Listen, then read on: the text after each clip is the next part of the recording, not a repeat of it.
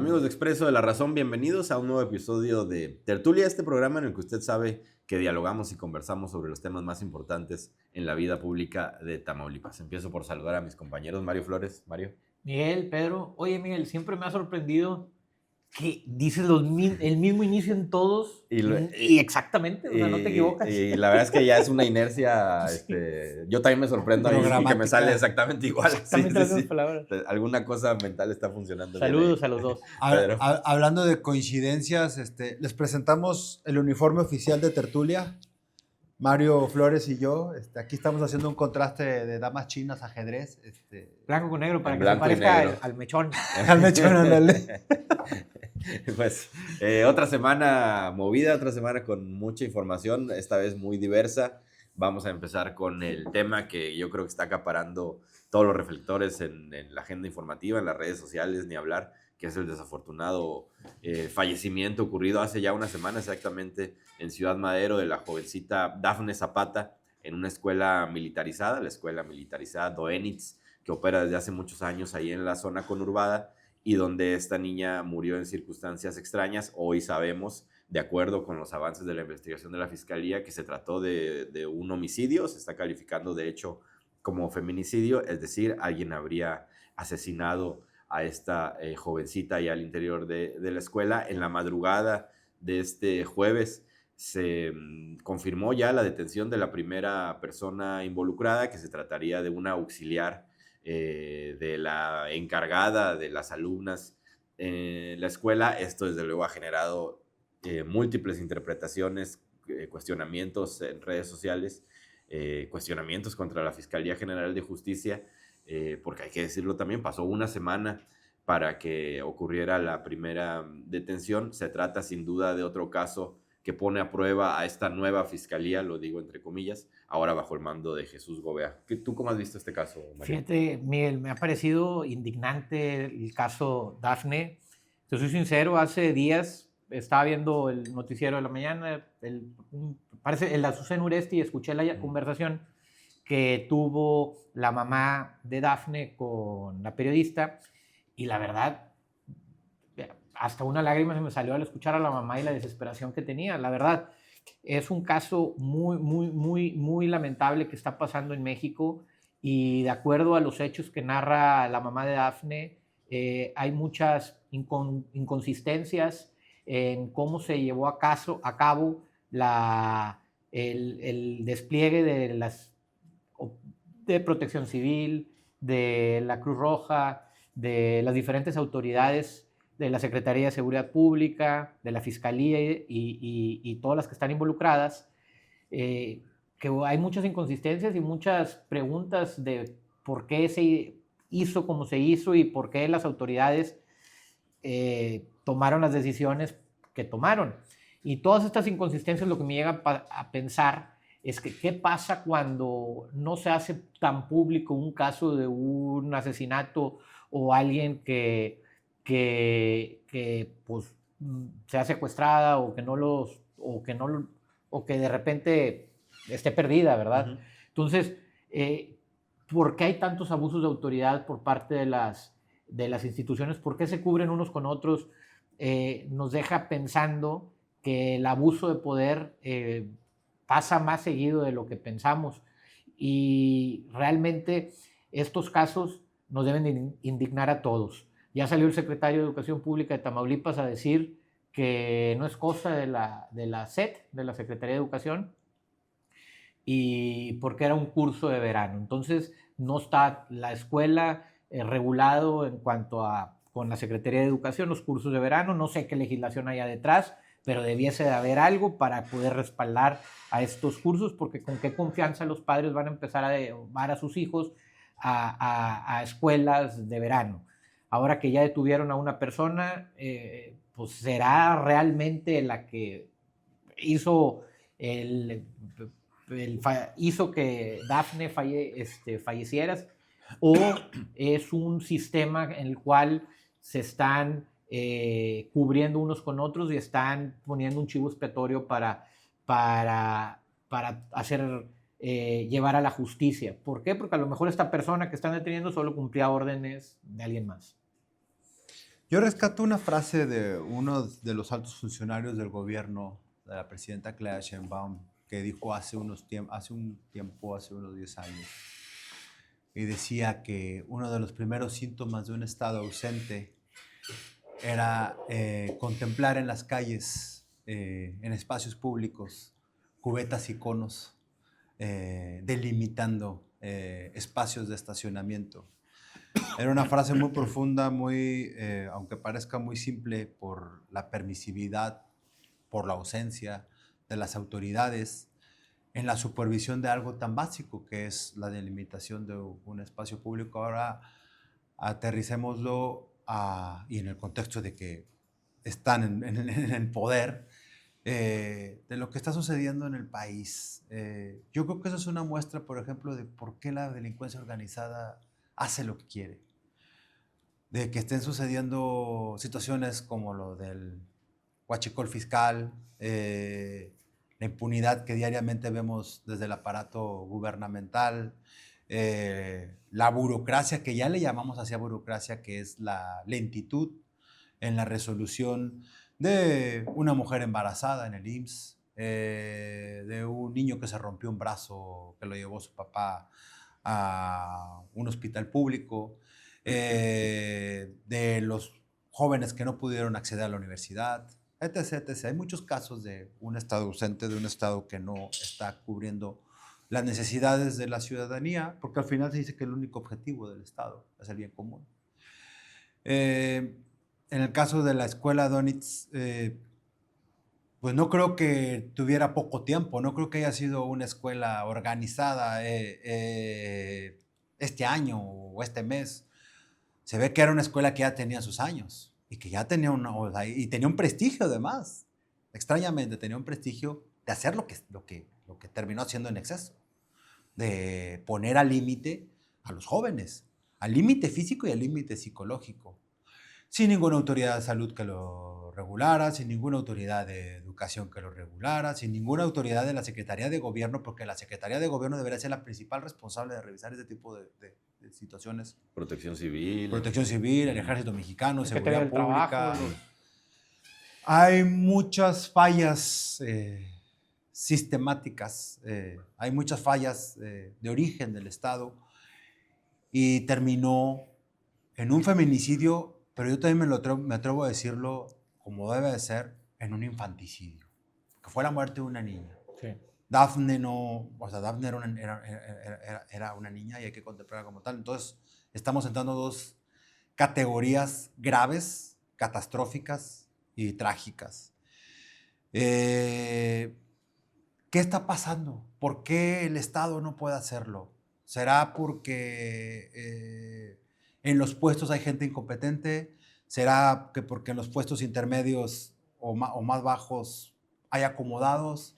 ¿Será que no les importa aún si tienen grados, porque vámonos por el otro lado, aunque tengan grados académicos hasta doctorado, no les importa el clamor ciudadano, el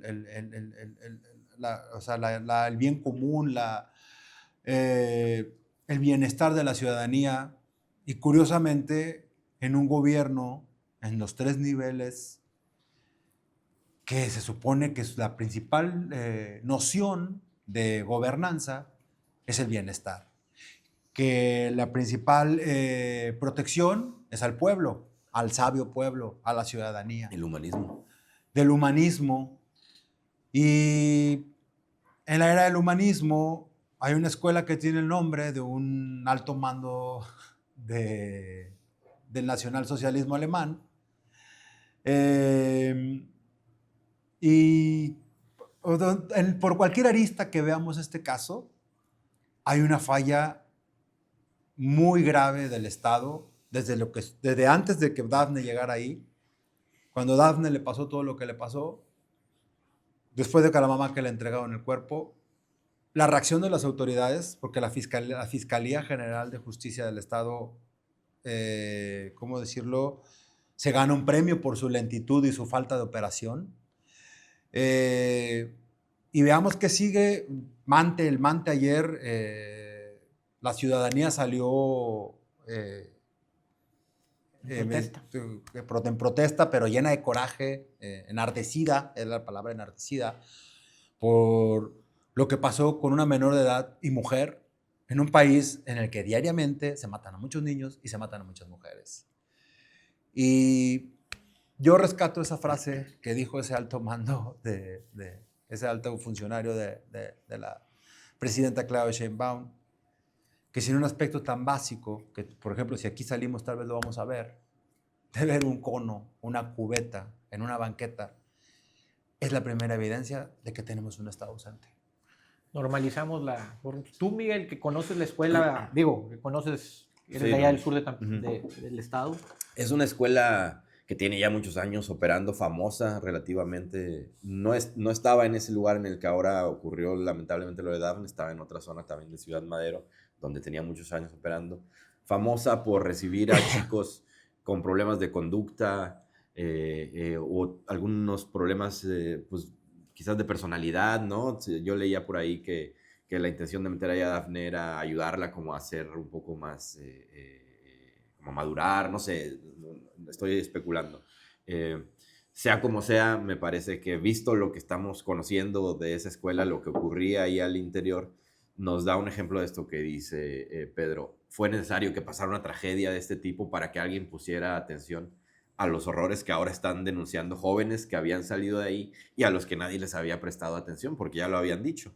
Es decir, lo que se vivía ahí eran una serie de abusos psicológicos y físicos de muchos tipos sin que ninguna autoridad regulara. Es decir, visto ahora después de la tragedia, suena ridículo, como tú decías, que exista en el sur de Tamaulipas una escuela militarizada sin tener ninguna relación real con el ejército ni con la marina, sin tener ninguna supervisión de ningún tipo de estas dos instituciones, dirigida por un arquitecto que por lo visto soñó con ser militar y se hacía llamar comandante no sé qué, y estaba como obsesionado con la educación militarizada, por lo tanto sometía a estos alumnos a ese tipo de presiones.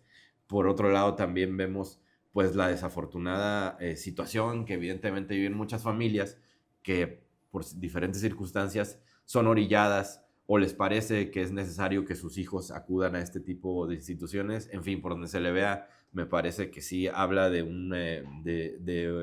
una falencia grave del sistema educativo, de la atención de los menores de edad en nuestro país.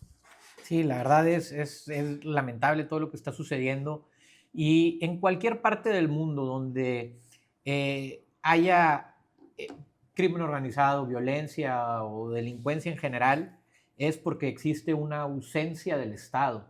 El Estado nace con una sola justificación.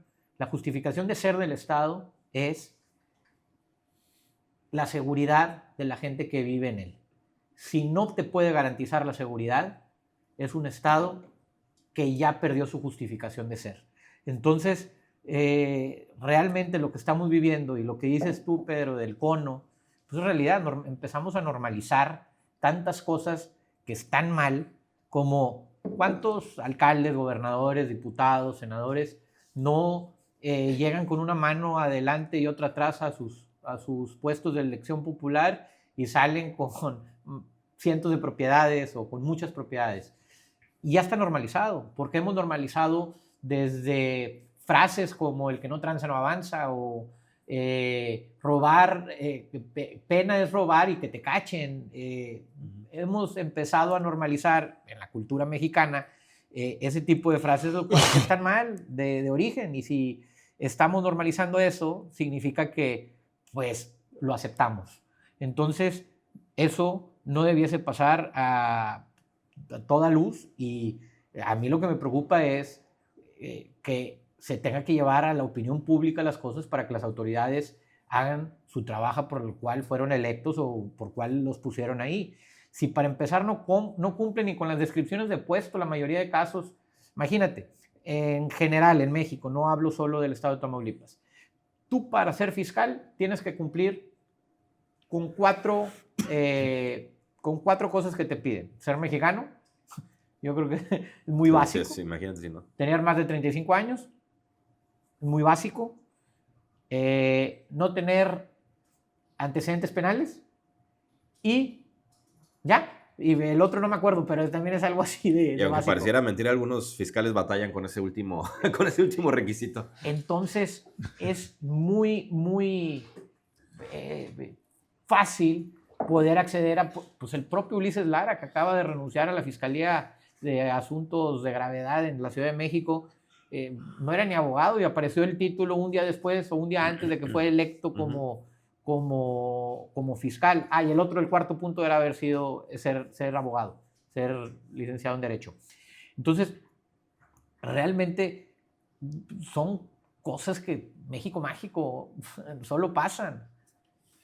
Ahora, lo podemos aterrizar en muchos ámbitos. Por ejemplo, lo vemos ahora con la 4T, que sí, como lo menciono, tuvo la genialidad de crear un aparato de bienestar, etc. Pero ahora, y bajo el contexto de una persecución guachicolera y ahora de Rocha Moya, Penilla, etc., ¿de quién el villano favorito que se les ocurra? Se nos pasa desapercibido que una de las grandes proezas de la 4T, que no es proeza, pero yo la digo así, es que tuvo la genialidad que ni a Calderón se le ocurrió de privatizar el sector salud mexicano. Si vemos en cualquier rincón del país cómo se encuentran todos los hospitales, centros de salud, etc., de federales y de estados, es dramático, es preocupante ver cómo todas las carencias que hay, en el abastecimiento de medicamentos, que si bien López Obrador sí tuvo oportuno denunciar todo el coturbenio que hubo previamente a eso, pero no solucionó nada. Sigue existiendo el desabasto de medicamentos, sigue existiendo el medicamento sobreprecio. Aquí hay una familia victoriense que se ha enriquecido con el IMSS, por ejemplo. Y no pasa nada. No pasa nada en educación, no pasa nada en seguridad pública.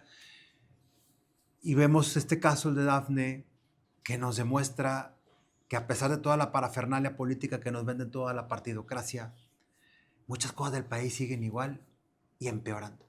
Definitivamente. Y ya para cerrar este tema, una papa caliente gigantesca en las manos de la Fiscalía General de la Justicia, que viene, hay que decirlo ya, de otros temas donde ha cometido yerros graves. Hay que recordar el desastre que hubo en la investigación del caso del abuso en el hospital infantil de las médicas residentes.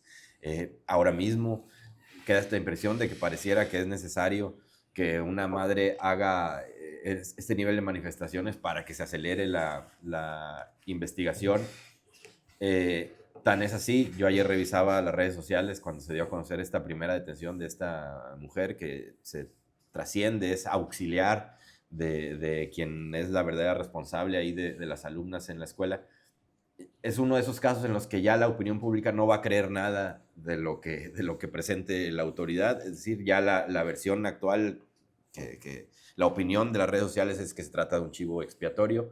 En fin, me parece que tiene una tarea muy compleja, pero súper necesario que la Fiscalía General de Justicia, que dirige Jesús Gobea, lo atienda de manera correcta, porque si no será un puntito más negativo en la calificación de estos primeros meses de su gestión. No, definitivamente. Y ahora, yo sí creo que van a llegar hasta las últimas consecuencias, en este caso en específico, porque al final del día, ¿qué tanto poder político o acercamiento con las autoridades puede llegar a tener el dueño o los dueños o la familia dueña de esta escuela? Sí, no. ¿Qué tanto? Entonces, pues, ¿qué tanto perjudica? ¿Quién beneficia? ¿Que esté afuera? ¿Quién esté adentro? Aquí todo se mueve, el poder se mueve en base a ciertos intereses. Entonces, donde sí creo que no van a llegar nunca las últimas consecuencias es cuando se investiga el huachicoleo fiscal o cuando se investiga a un político corrupto. Actos de corrupción, sobre todo del partido en el poder. Entonces, en ese tipo de casos, pues probablemente no hay carpetazos o se detienen las investigaciones hasta donde hay chivos expiatorios, hasta donde ponen, por ejemplo, en el caso de los Farías Laguna, pues lo detuvieron ahí, pero sí, probablemente participaron o se coludieron o algo. Pero es evidente que un robo como el huachicoleo fiscal en México están involucradas autoridades de más alto rango. ¿Quiénes son? Pues quién sabe, ¿verdad? Se habla mucho en los medios, en las investigaciones y desde la comentocracia, pero ¿hasta dónde? ¿Hasta dónde pueden llegar a frenar este tipo de casos? Pues es dependiendo el involucramiento de gente poderosa en ellos. En este caso, creo que no hay gente con tanto... Sí, no pareciera. No, en todo caso aquí, más que ese tipo de influencias, el problema sería la ineficacia, la ineficiencia de la fiscalía. Eso sí te la doy por completo. Sí. Yo ya para cerrar al respecto, solamente, no quisiera ser odioso, pero lo seré. Y solamente quiero decir algo en materia de procuración de justicia y de justicia. No todo se resuelve con carnes asadas, también hay que utilizar la cabeza. Oigan, y hablando de redes sociales, está sobre la mesa la presidenta. De hecho, van a iniciar ya foros formales para debatir, para discutir, para crear una propuesta formal de regulación, tal cual, así hay que decirlo, de regulación de las plataformas digitales y las redes sociales, sobre todo considerando o pensando en el uso que de ellas hacen los menores de edad. Es evidente, no solo en México, en todo el mundo, que hay un problema ahí, que hay un asunto que se tiene que atender de adicción a las redes sociales, de riesgos al interior de las redes sociales, en fin, muchos asuntos que me parece a mí relevante que sí se pongan sobre la mesa, que se discutan, con un pequeño detalle que hay que tomar en cuenta, que no es pequeño, que es hasta qué punto puede llegar eso sin considerarlo una afectación a la libertad de expresión. Híjole, pues ya no son tan benditas las benditas redes sociales, al parecer.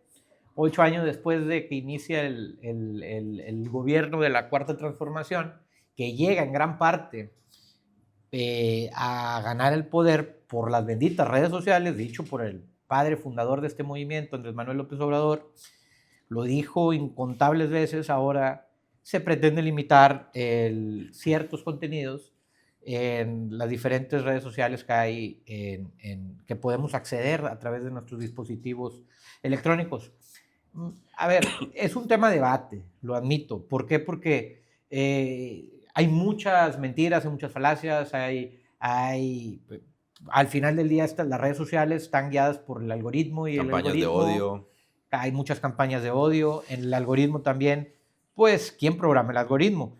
Pues al final del día, estas empresas de redes sociales son empresas que buscan el lucro, que buscan utilidades, que buscan no solo eso, por lo que hemos visto últimamente en los diferentes procesos electorales en el mundo, también mover la balanza de poder en ciertos países de acuerdo a los intereses que tengan no solo los dueños de estas redes sociales, sino al país en donde tributan estas empresas. Entonces, sí creo que puede haber un injerencismo suave en el uso de estas redes sociales por parte de los que controlan los algoritmos.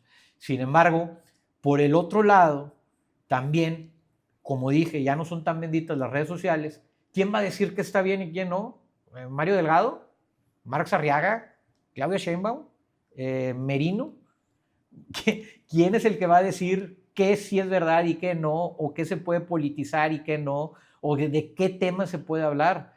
Ya lo vimos en la novela de Orwell 1984, en un estado donde empieza a limitar el lenguaje, donde empieza a limitar las palabras que se utilizan, cambian la realidad y la percepción de la ciudadanía que vive en él. Entonces, es muy orwelliano esto que está pasando.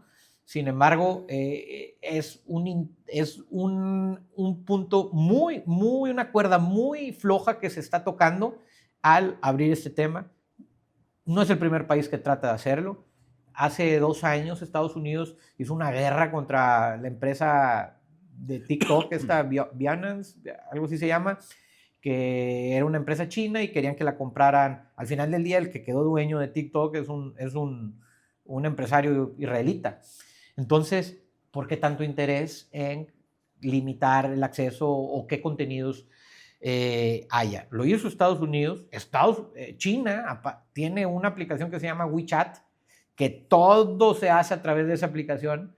Entonces, y no permiten las redes sociales occidentales adentro de China. Entonces, ya esto sucede en diferentes partes del mundo, no es un tema inicial en México. Entonces, si para mí en lo personal se me hace preocupante y aparte se me hace que se raya la línea de cuartear la libertad de expresión, también creo que sí hay que hacer un debate de qué se puede y qué no, porque hasta los mismos dueños de las empresas o los CEOs de estas empresas han dicho que a sus hijos no los permiten utilizar redes sociales porque saben cómo están programadas las mismas.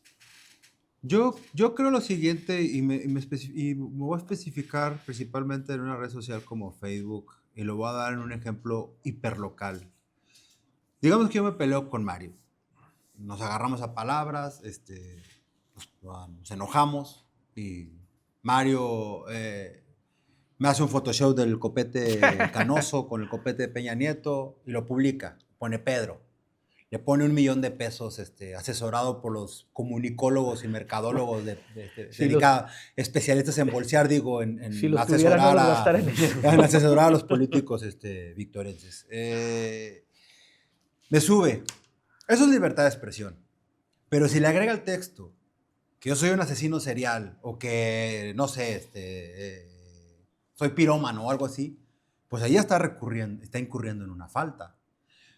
Pero lo hacen desde el anonimato estos genios de la comunicación y la mercadología. Eso ya es un delito, porque me están difamando. Partamos de algo tan básico. Facebook, de inicio, presionado por los demócratas en su momento, tuvo que mostrar quién financia, y creo que todavía muestra quién financia eso. Pero hay muchos vacíos. Aún no es exacto quién financió eso. Y ese tipo de situaciones son las que, como desde una perspectiva como periodista, son las que se deben de regular. No se puede financiar la difamación.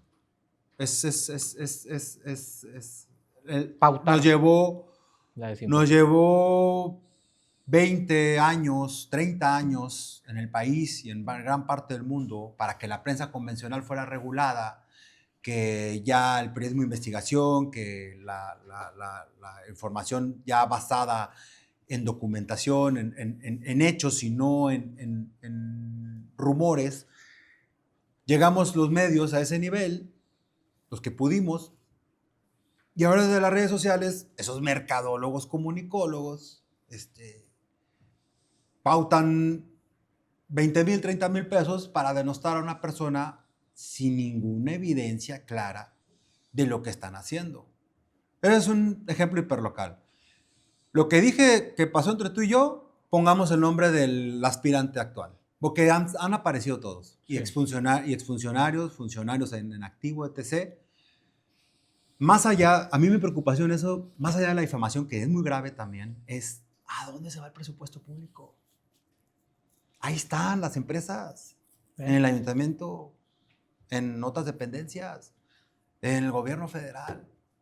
Yo creo que ese es un gran ejercicio que tiene, una gran tarea que tiene desde presidencia.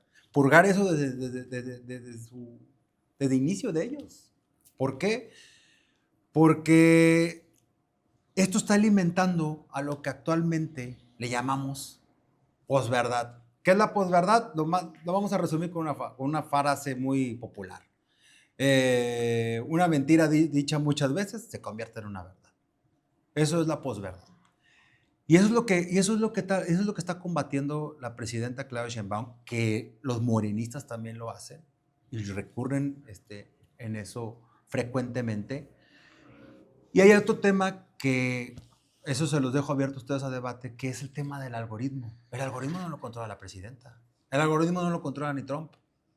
Lo solventa.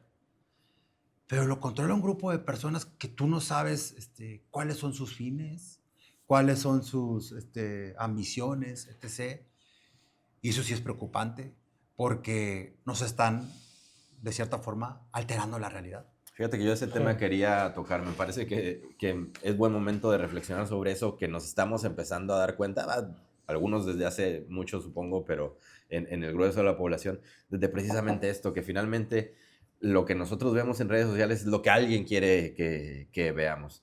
los algoritmos se están afilando cada vez más en las diferentes plataformas para hacerlas además adictivas. TikTok ni se diga. Mi algoritmo de X, por ejemplo, está absolutamente mundializado después del Mundial de Fútbol. Y lo que me llama la atención es que más que el fútbol, se tornó la discusión sobre la Copa Mundial en X en una gran guerra entre muchos países con comentarios discriminatorios, racistas. Y entonces es evidente que el algoritmo está programado para llevarte hacia ese tipo de comentarios. Hay una tendencia ahí que se llama rage bait, que es, en español sería algo así como tendencia a la ira, que es decir, que lo que te enoja te llama la atención, entonces sigues viendo eso y te sigue mostrando comentarios relacionados con discriminación, con racismo, y cuando te das cuenta, estás enojadísimo con un tipo que vive en Colombia que seguramente ni siquiera es un usuario, sino es un troll, y te envuelves en la bandera, ¿no? Y se vuelve toda una guerra terrible. Actualmente en Argentina, por ejemplo, hay un gran debate porque hablan de una argentinofobia contra ellos, que bueno, después se podrá discutir si se la han ganado o no, pero es evidente que sí hay una gran tendencia en las redes sociales hacia cuestionar a la forma de ser de los argentinos. Pasó en México con los ecuatorianos, cuando el partido de México contra Ecuador también nos dijeron de todo. En fin, es evidente que al algoritmo o a estas empresas que controlan los algoritmos están apostando hacia esa tendencia, el rage bait, que me parece que es riesgoso, y no me quiero poner conspiranoico, pero es evidente que a estas empresas que tienen grandes intereses internacionales, pues de alguna manera les conviene ese estado de división regional, por ejemplo, por decirlo, en Latinoamérica. Es evidente que a estas empresas pues les conviene que entre latinoamericanos estemos todos odiándonos unos con otros. Es que es evidente, Miguel. ¿Desde dónde lo visualizo yo? Mira, el metamodo de producción en el mundo es capitalista. Entonces, al tener en el centro el capital, el fin último de cómo estamos organizados en sociedad es para generar capital. Las empresas privadas se forman para generar ciertos rendimientos. Si no llegan a las metas, pues corren a la gente y traen a nuevas personas. Entonces, si el fin último es generar capital, ¿de qué ganan estas empresas si son gratis para ti, para tu dispositivo? Pues de vender pautas, de que la gente consuma. Y al estar ahí en esas redes sociales, al estar ahí consumiendo su producto, pues generan atracción de marcas que financian y pagan. Entonces, tu tiempo invertido en redes sociales es tiempo que una empresa está pagando para que te salgan ciertos contenidos. Como el fin último es generar capital y reproducir el capital hasta el infinito, estas empresas lo que buscan es que la gente esté en las redes sociales consumiéndolas. Al tú estar consumiéndolas, estás financiando todo este odio y todo esto que pasa y todas estas divisiones.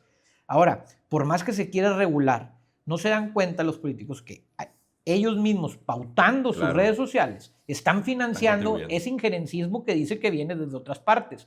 Entonces es un círculo vicioso que empieza a tornarse cada vez más evidente para todos. Y al quererlo limitar, quieres limitar el modelo de negocios de estas redes sociales. Vamos a ver qué va a decir Estados Unidos cuando le quieras limitar el modelo de negocios a estas redes sociales. Un país que no tiene mucha injerencia con Estados Unidos, como China, pues puede decir, yo no le permito a Facebook que entre a mi país. Yo no le permito a Meta, yo no le permito a Google que entre a mi país. Pues bueno, no, ellos tienen otro estilo de soberanía que no tenemos aquí. ¿Por qué? Porque son una superpotencia. Pero en México, ahorita renegociándose el Tratado de Libre Comercio, que al parecer nos va a ir de la patada con la renegociación. Y con todo esto que está pasando, ¿qué tanto van a poder limitar el acceso a las redes sociales desde el gobierno? Y si las limitan, va a ser cediendo algo muy grande. Entonces, el mundo ahorita está controlado por estas empresas. Vamos hacia un tecnofeudalismo atroz. Y eso es lo que estamos viviendo y lo veremos los próximos años. Yo quisiera mencionar algunos modelos. Los modelos europeos considero son de los más realistas, como el modelo francés, que si bien hay una permisividad incluso de voces como la de la ultraderecha francesa, que es mucho más agresiva que de otras partes del mundo, yo creo que solamente comparada con las del sur de Estados Unidos. Pero aún así, el gobierno francés no prohíbe, pero delimita. Delimita alcances, delimita... Y yo creo que ese es el ejercicio que probablemente deba tener el gobierno. A ver, antes de que iniciaran las redes sociales, ya a los gobiernos se les regulaba un presupuesto de prensa. Ya se les regulaba las reglas del juego para financiar medios de comunicación, etc. Se puede hacer lo mismo. Ahora, el algoritmo es más difícil, sí, que proviene de Silicon Valley. Ese tal vez sí es más difícil de regular. Las telecomunicaciones las controlan los mexicanos. Entonces, sí hay manera de impedir algunas cosas. Pero en el caso que yo mencioné de los comunicólogos, mercadólogos al servicio de poderes municipales y de otras partes, yo creo que eso sí se pueden regular. Decía financiar y no pautar porque no solamente se pauta, también se financian granjas. Ese es el tema. Sí, porque se financian granjas, bots, malwares, lo que quieras, lo que se te ocurra para atentar en contra de los objetivos. Menciono el aspecto local además porque yo creo que Tamaulipas y Victoria específicamente son un extremo del impacto de las redes sociales. Tal vez actualmente no lo vemos con esa contundencia, pero recordemos el caso del activista cuando fue una toma del penal de Ciudad Victoria, transgénero por cierto, que denunció los abusos que se estaban realizando en contra de los presos y del cual medios hicimos eco y de las redes sociales inició una guerra sucia en contra de ese personaje y terminó asesinado. O sea, la delincuencia o particulares terminaron con su vida. Eso es lo preocupante de la poca regulación que se están dando, por ejemplo, en lugares como Victoria, pero es a lo largo del estado. Está la usuaria de Reynosa, que denunciaba situaciones de riesgo y también fue asesinada por lo mismo, porque desde el gobierno había cuentas que la atacaban y se dedicaban a revelar su ubicación, etc. Esas personas actualmente son asesores de municipios. Aquí en Victoria hay algunos nombres y apellidos. Esa es la preocupación. Y no es tanto por satanizar a las personas, es satanizar los hechos. Y en eso sí debería regular el Estado. Y es que ahí abres un debate bien interesante, Pedro, porque al final del día lo que pretende el gobierno es que sea identificable y sea rastreable todo. Una cuenta, una persona. Sí, ¿quién está detrás de ¿Quién está detrás de lo que pasa? Y eso es bien interesante que suceda, pero por eso el discurso de soberanía se cae tan rápido. Porque eso puede ocurrir, sí, siempre y cuando Meta, siempre y cuando TikTok, siempre y cuando Instagram, y bueno, Meta ya voy a Facebook, Instagram, Snapchat o cualquier otra red social, lo decidan. Si aquí tú lo quieres limitar, no se puede llegar. ¿Por qué? Porque se abre una cuenta desde Texas o desde otra parte y lo pasan.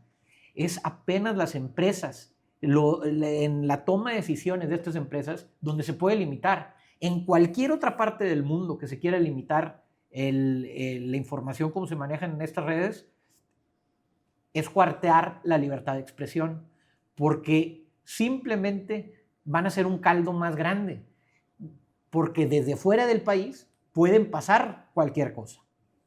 Pues está interesante el debate, apenas va a iniciar, estos foros se van a llevar a cabo. La promesa de la Presidencia de la República es que va a haber representantes de diferentes sectores para al final hacer una propuesta equilibrada en torno a este tema, que desde luego va a generar muchísimo debate en muchos sentidos. Ya para terminar, y seguimos hablando de regulación, El INE está proponiendo también poner mayor atención a lo que ocurre en las llamadas precampañas electorales, es decir, tratar de frenar un poco lo que venimos diciendo en esta mesa desde hace muchos meses, que es el evidente abuso que hacen muchos políticos adelantando sus campañas electorales, utilizando en muchos casos recursos públicos, que eso es lo más negativo, pues para promocionarse a sí mismos.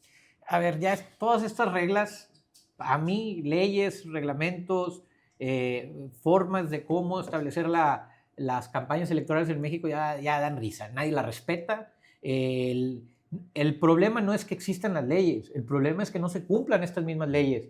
Nadie las respeta. A ver, ya sabemos quién va a ser el candidato a gobernador de Morena en Quintana Roo, el Molinedo, porque ya es el defensor de la soberanía y la paz. Y en cualquier defensor de soberanía, ¿sí? Van a ser los candidatos. Entonces... Ese es un eufemismo para no decir que es el candidato. Exacto. Y luego cuando les preguntan a los mismos dirigentes, y ya lo hace también el PAN, y lo está haciendo el Verde, y lo está haciendo el PT, y lo está haciendo Movimiento Ciudadano, lo está haciendo el PRI, lo están haciendo absolutamente todos y están inventando nombres, y es la precampaña de la precampaña, y estas personas que fueron elegidas por unos periodos que están dejando sus puestos un año antes, no les importa realmente el país.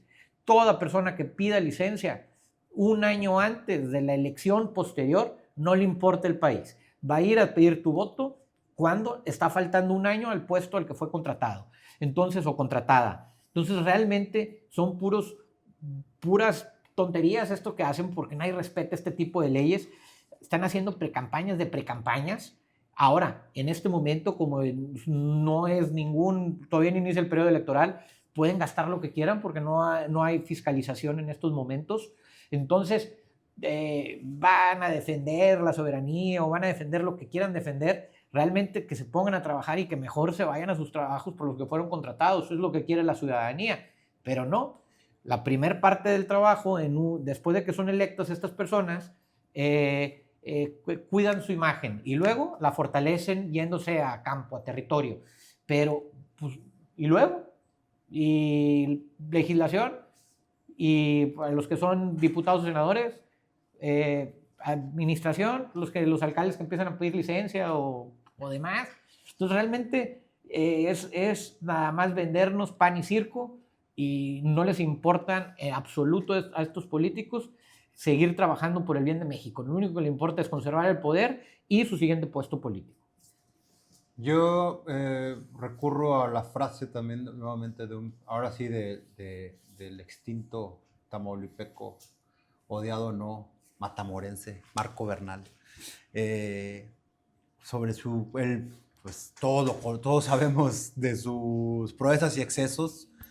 Uno de sus excesos fue haber permanecido durante mucho tiempo en tribuna, pero eso le dio una expertise y él se quejaba mucho sobre el sobrelegislamiento que se daba en México. Él decía, legislamos a veces de más, de cosas que ya están hasta estipuladas en la Constitución. Y yo voy a recurrir un poco al matamorense en lo siguiente. ¿Para qué vamos a estar regulando a los adelantados? Que sí debe ser, que sí es una necesidad y que el INE debe hacerlo, el IETAM debe hacerlo. Pero ¿cómo vamos a lograr eso si la 4T se ha encargado, desde que llegó Andrés Manuel López Obrador y a la presidenta no se le ve un afán de revertir? Han minado y deteriorado la fuerza institucional del Instituto Nacional Electoral. Desde la reducción del presupuesto, desde el descrédito a los consejeros, desde la poca financiación a algo tan básico como lo es la realización de un proceso electoral, que eso fue lo que propició un avance democrático sin precedentes en el país, porque aún incluso con el mapachismo, los acarreados, las casas amigas, etc., había tecnología, tanto con lo que votabas como cuando después de votar, que cercionaba de que no estabas repitiendo el voto. Y ahora todo ese presupuesto se ha recortado, bajo limitaciones lo sigue haciendo el INE y el IETAM, pero el avance ahí sigue, López Obrador lo dejó. Yo considero que sería más importante revertir todo los reveses que se le han atestado a nuestra democracia, y ya después seguimos con el caso de regular los adelantados. Adelantados que, como ustedes dicen, pues están en este momento en Tamaulipas a flor de piel por todos lados. Hay listas y listas de aspirantes a diferentes candidaturas, personajes que actualmente ostentan cargos y que es evidente están utilizando recursos públicos de esos cargos para promocionarse para su siguiente aventura. Es algo que ya iremos viendo en las próximas ediciones. ¿Algo para cerrar, Mario? Pues en un lugar donde no podemos escatimar en nada el presupuesto es en organizar las elecciones. Una democracia barata siempre va a ser una república barata. Y hablando de listas, pues hay que empatar la lista de los que se están moviendo, los adelantados, con las listas del gobierno estadounidense. Sí, ahí va a ser el principal filtro. Ese es el filtro. Muchas gracias por su atención. Nos vemos en la próxima.